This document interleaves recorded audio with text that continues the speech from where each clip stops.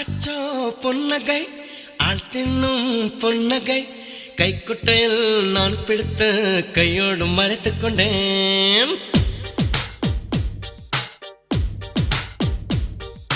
அச்சச்சோ பொன்னகை ஆள் தின்னும் பொன்னகை கைக்குட்டையில் நான் பிடித்து கையோடு மறைத்துக் கொண்டேன்.